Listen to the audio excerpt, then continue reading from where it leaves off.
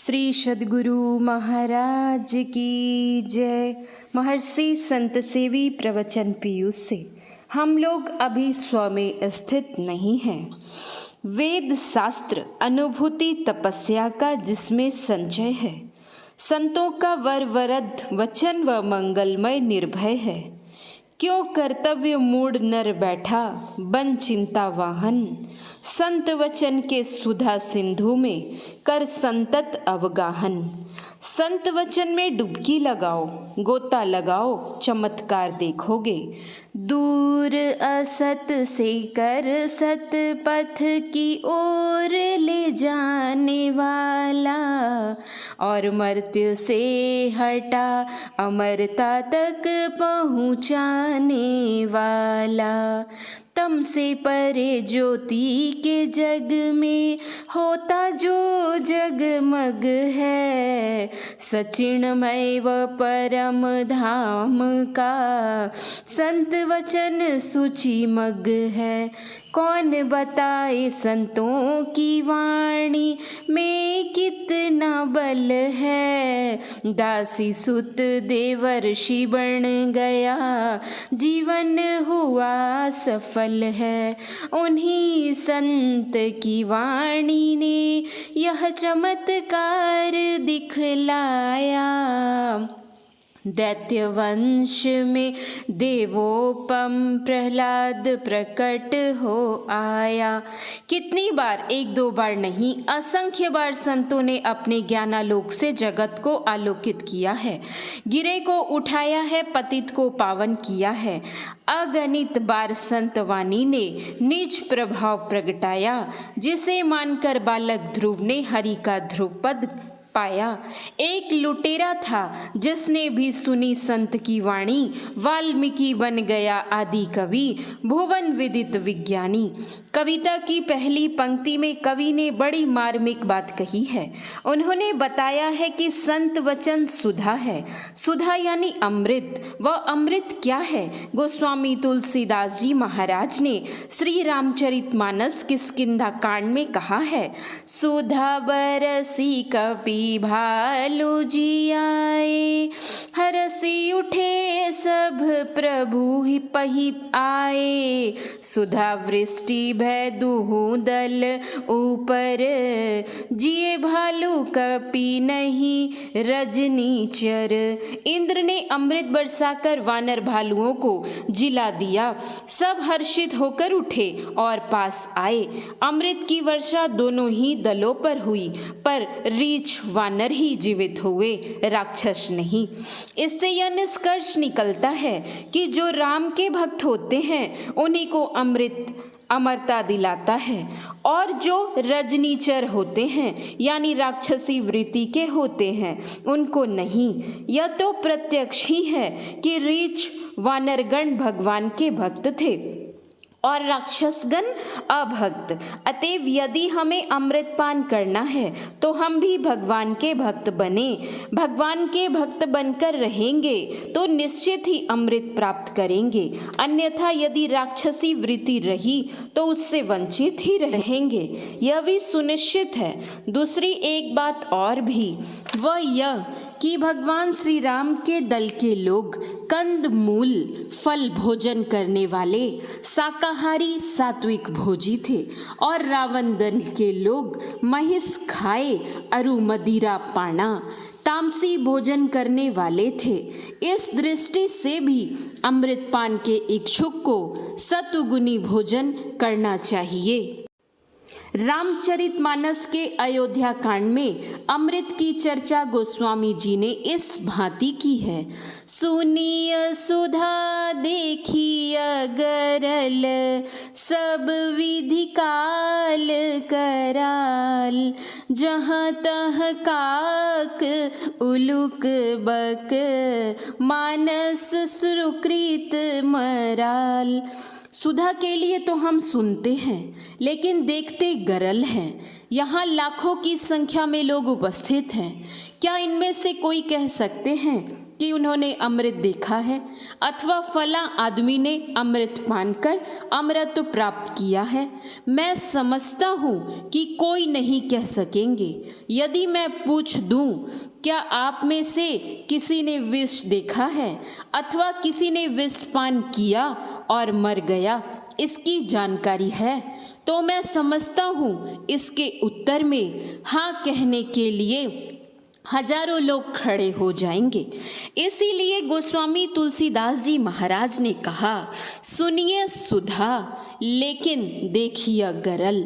इसी भांति उल्लू बगुला और काग सब जगह मिलते हैं, परंतु हंस के लिए सुना जाता है कि वह मानसरोवर में रहता है। वस्तुतः अमृत के लिए सुनते हैं लेकिन देखते विष हैं। ऐसी स्थिति में स्वाभाविक जिज्ञासा होती है कि क्या अमृत सुनने मात्र के लिए ही है या यथार्थ में कुछ है भी। संतों ने कहा अवश्य है। अमृत के संबंध में अथर्ववेद में एक मंत्र आया है, ब्रह्म वेदम मृतम पुरस्ताद ब्रह्म पश्चाद ब्रह्म दक्षिण तस्ोत्तरेन अधस्यो धर्वम च प्रसिद्धम ब्रह्म वेद विश्वमिदं वरिष्ठम। यह अमृत ब्रह्म ही आगे है, ब्रह्म ही पीछे है, ब्रह्म ही दाईं बाईं ओर है तथा ब्रह्म ही नीचे ऊपर फैला हुआ है। यह सारा जगत सर्वश्रेष्ठ ब्रह्म ही है। तात्पर्य यह कि ब्रह्म ही अमृत है। उसको जो कोई मानता है अमृत तत्व को प्राप्त करता है। जाबाल दर्शोपनिषद सामवेद का एक मंत्र है, नासाग्रे सस्भ्री द्विम्बे विंदु मध्ये तुर्यकम अस्त्रवंतम मृतम पश्येणेत्राभ्याम सुसामाहित। अर्थात नाक के आगे चंद्रबिंब बिंदु के मध्य में उस तुर्य और चुते हुए अमृत को अच्छी तरह समाधिस्थ होकर आँखों से देखें। नादा भिव्य रिक्त्री ते चिन्हम तति सिद्धि सूचकम। अर्थ नाद का प्रकट होना उस ब्रह्म सिद्धि का सूचक है। कहने का भाव यह कि वह अमृत दो रूपों में है, जिसको हम आंतरिक आँख और सूरत के कान से प्राप्त कर सकते हैं। बहुत वर्ष पहले की बात है, डॉक्टर NL मोदी साहब सपरिवार तथा डॉक्टर शारदा प्रसाद सिंह जी सपरिवार 2-3 गाड़ियों में हम लोग पटना से राजगृह गए थे। वहीं भेंट हुई थी भिक्षु जगदीश काश्यप जी से। वे हम लोगों को अपने बासे पर ले गए। आपस में वार्तालाप हुआ। बातचीत के सिलसिले में श्री काश्यप जी ने अपनी निस्तब्ध कहा। उन्होंने भगवान बुद्ध की सेवा 20,000 पृष्ठों में की है। वास्तव में त्रिपिटक का अनुवाद उन्होंने किया था। मैंने काश्यप जी से कहा, त्रिपिटक का अनुवाद करके आपने भगवान बुद्ध की सेवा तो अवश्य की है, किंतु कुछ और भी बाकी है।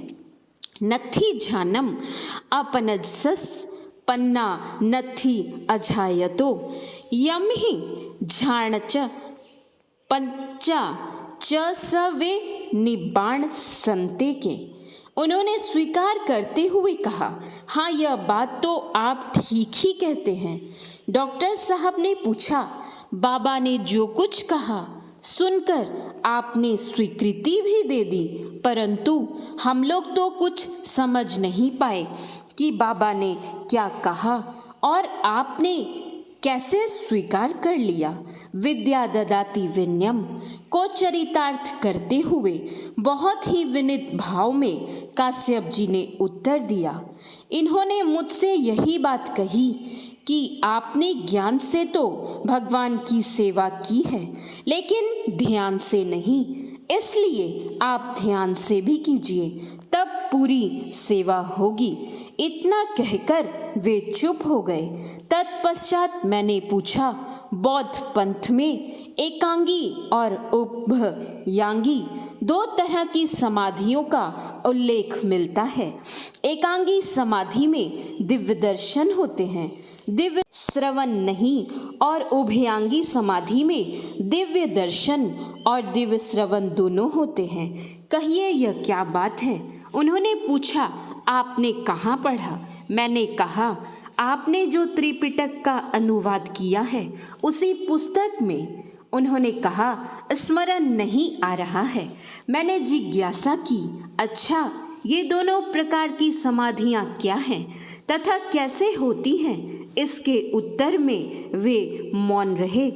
वास्तविक बात यह है कि जब कोई दृष्टि साधन की साधना करते हैं तो उनको दिव्य दर्शन होते हैं, और जब कोई नादानुसंधान की क्रिया करते हैं तो दिव्य दर्शन और दिव्य श्रवण दोनों के ज्ञाता होते हैं। दिव्य दर्शन अंतर्ज्योति रूप में और दिव्य श्रवण अंतर्नाद रूप में होते हैं। छांदोग्योपनिषद में ऋषि ने कहा है, तदेत दत्रिष्टम च श्रुतम चेत्योपासित चक्षुषय श्रुतो भवति य एवं वेद य एवं वेद। इस प्रकार उसे देखा और सुना भी, अतएव चक्षुष्य और श्रुत दोनों से उसकी उपासना करनी चाहिए। यह ब्रह्म ज्योति रूप में और शब्द रूप में है। ज्योति आँख से गोचर होती है और शब्द कान से सुने जाते हैं, लेकिन उसके लिए यह आँख और यह कान पर्याप्त नहीं है। तब फिर उसको किस तरह प्राप्त कर सकेंगे, यह जिज्ञासा होती है। इसके उत्तर में संत कबीर साहब कहते हैं, बंद कर दृष्टि को फेरी अंदर करे, घट का पाट गुरुदेव खोले। और हमारे पूज्य गुरुदेव के वचन में है, बाहर के पट बंद करो हो, अंतर पट खोलो भाई। श्री सद्गुरु महाराज की जय। महर्षि संत सेवी परमहंस जी महाराज का यह प्रवचन अखिल भारतीय संत मत सत्संग के 77वें वार्षिक महाधिवेशन दिनांक 5/2/1988 ईस्वी को मनियारपुर में हुआ था। शांति संदेश मार्च 1988 ईस्वी। महर्षि संत सेवी परमहंस जी महाराज के प्रवचन का कुछ अंश पढ़ा गया है। श्री सद्गुरु महाराज की जय। श्री सद्गुरु महाराज की जय। श्री सद्गुरु महाराज की जय।